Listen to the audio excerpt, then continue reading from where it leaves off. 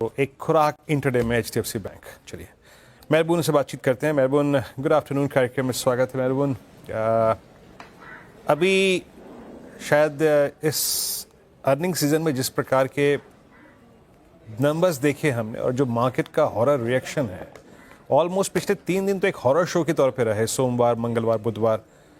But do you think that this, I think HDFC numbers जो थोड़ा सा push देगा, या फिर आपको लगता है कि अभी किसी प्रकार की स्टेबिलिटी की अपेक्षा करना थोड़ा सा गलत है इस प्रकार के एनवायरनमेंट में, स्पेशली जिस प्रकार की सेलिंग F2s की तरफ से, FIs की तरफ से है? आई थिंक हमेशा कहते आ रहा हूँ कि पहला हाफ ऑफ 2025 टफ रहेगा इन्वेस्टर्स के लिए। वॉलेटिलिटी एक साइड रहेगी, लेकिन शायद थोड़ा सा डर लगने लगेगा इन्वेस्टर्स को। और आज अगर आप मुझे पूछे, आई थिंक डर इतना है कि मैं जानता भी हूँ, काफ़ी लोग फ़ोन करके बोलते हैं कि सर हम मार्केट छोड़ना चाहते हैं।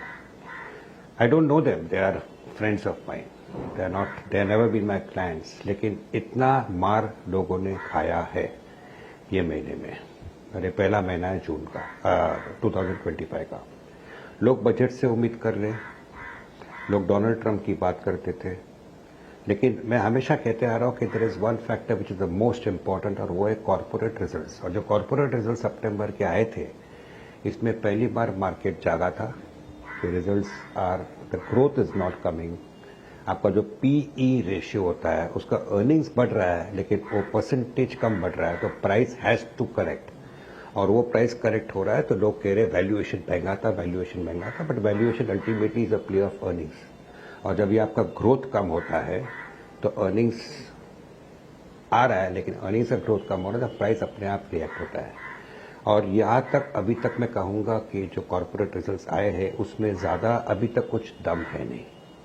Government will have to spend aggressively, budget में कुछ बड़ा कुछ आना चाहिए, because India, let's be very honest, मैं पैट्रियट हूँ, I have voted for this government, लेकिन मैं कहना चाहूँगा कि somewhere India is losing its edge और हमें जल्दी से एक्ट करना पड़ेगा। अभी रही बात डोनाल्ड ट्रंप की, let's look at it. I think it's a resurgence of United States. आने के साथ पनामा कैनाल को बोलता है यूनाइटेड स्टेट्स का हो जाएगा, WHO से निकल गया। So this man is acting very fast. और उसके कॉरोनेशन सेरेमनी या आपको इनॉग्रेशन जो कहते हैं, उसमें look at the people who are there, all successful businessman, all people who are intelligent, well known, wealthy. Mark Zuckerberg देखो, एलॉन मस्क देखो, सुंदर पिचाई देखो, जेफ बेकोस देखो, एलॉन मस्क था। आई think this is clearly showing that पहले जो pentagon की जो team थी was not necessarily the most intelligent, but somewhere अभी की जो पेंटागन की टीम है, व्हाइट हाउस की जो टीम है, is possibly going to take US very further up.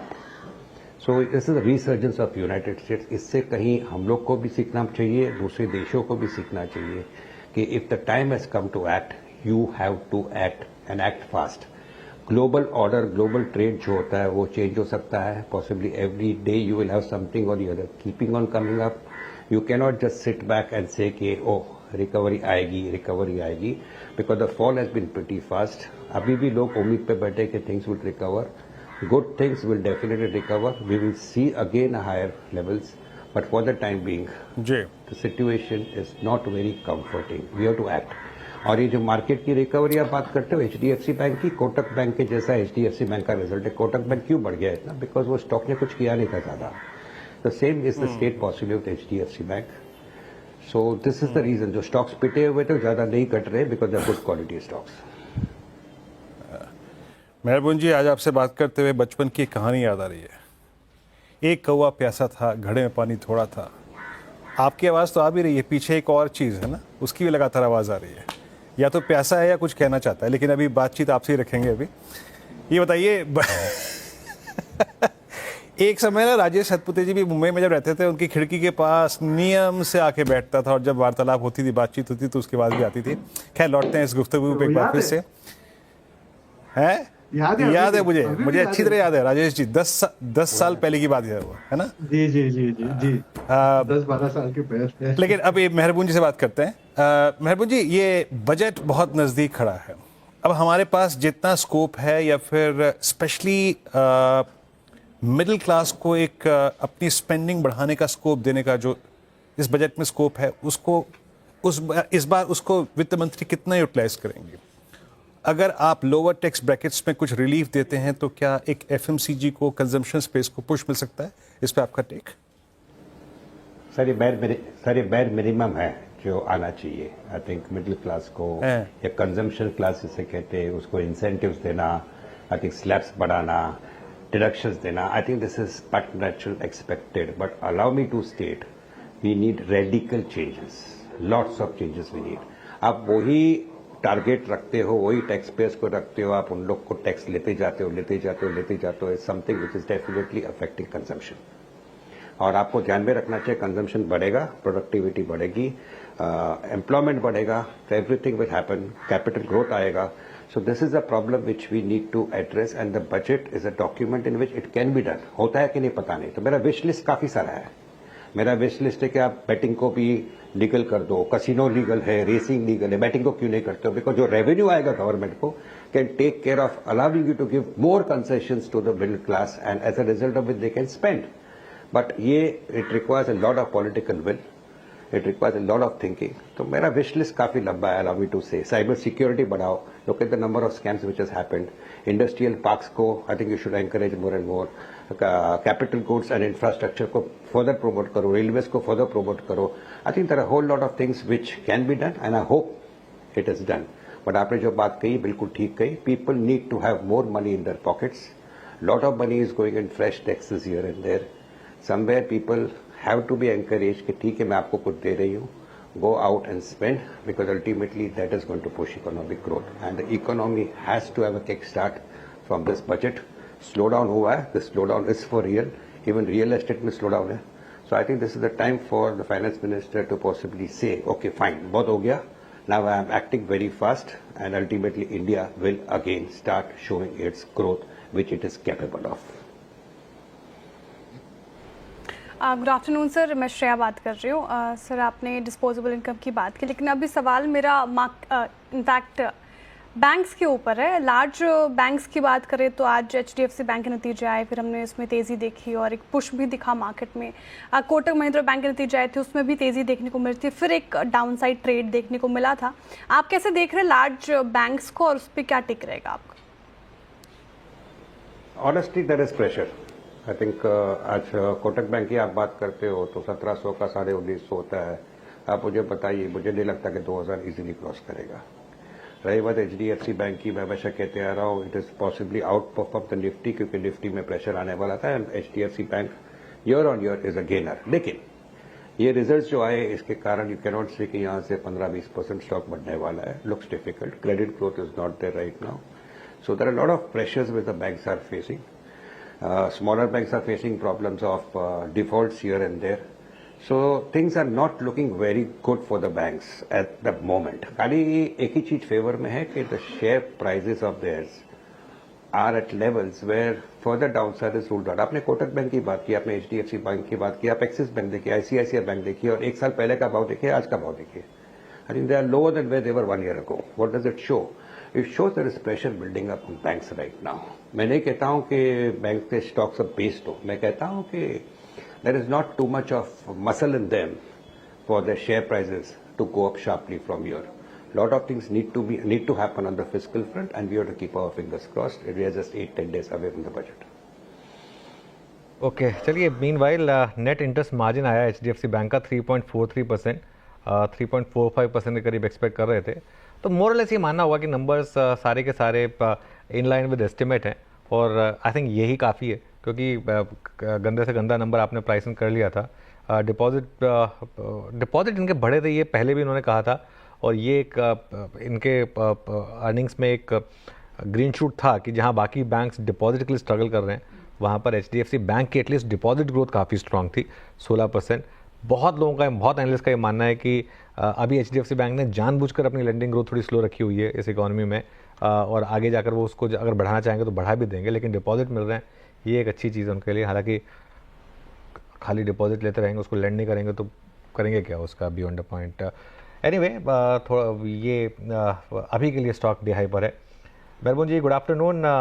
Zomato और स्विगी, यहाँ पे तो जैसे एक बहुत कमेंट आई थी कि quick commerce is so hot it's burning itself. क्या करें इन्वेस्टर यहाँ पर अब? I think around 200 levels of Zomato आया हुआ है. I think I don't have too much of reservations as to why an investor should not look at it. पिछले 25 साल में मैंने काफ़ी सारे businesses देखे जो losses पे थे. I had liked some of them. उदाहरण रिटेल सेक्टर था, पेंटालून रिटेल नाम का स्टॉक था, लॉस करता था और वो स्टॉक के multifold returns. Can Zomato do the same from 200 rupees? Let's be honest, अनुज भाई. Around 270, 280 के आसपास, 300 के आसपास जब इस जोमेटो के there are a whole lot of people who wanted to buy it. यही महीने में अराउंड 30% कलेक्ट कर चुका है. तो if you are a new investor और अगर आप 205, 210 में लेते हो with a downside possibility of 10% also if it comes, so the distinct possibility. I read the letter which he has written, the address which he has given to the shareholders and to the investors in general. I don't have any reservation as to why Zomato should not give returns from the present price. 150 के आसपास there are a lot of non-believers and 275 के आसपास there are a lot of believers. So the stock has corrected well. तो overbought हो गया था, अभी correct हो गया है. There are buy reports coming. Let's ignore the buy report. There is a sell report in the market. Let's ignore the sell report. Just ask this question to yourself: कि धंधा बढ़ेगा कि नहीं बढ़ेगा?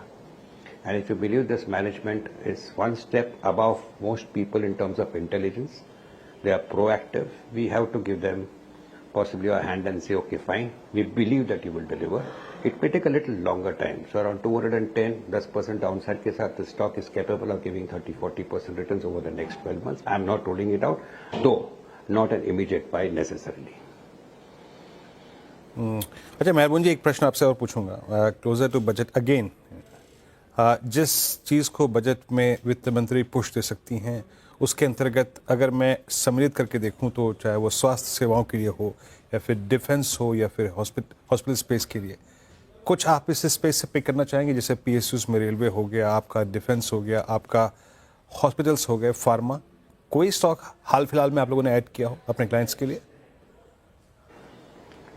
मैं कहूँगा कि सेक्टर्स जो फेवर में रहेंगे वो है fisheries, I think capital goods, infrastructure, energy, data centre, markets के इंटरमीडियरीज है, ई मार्केट्स के ई रिटर्न्स के इंटरमीडियरीज है, टूरिज्म, डिफेंस और एक नया सेक्टर जो उसको मैं कहूँगा cyber security, which even can be a part of the defence budget of the government. Make in India को भी प्रमोट करेगा और एवरी ईयर कोटा मिलते जाएगा. बिकॉज जोर से साइबर सिक्योरिटी में जो भी साइबर में जो क्राइम हो रहे हैं, I think there could be some measures announced over there. I would say that in this particular space, I still remain very positive in the tourism and hospitality sector. ये sector ऐसा है which will continue to do well in India. Data center और एक area है, artificial intelligence. India will also have to pull up its socks and work to that area. So I think these are the sectors which look very interesting to me.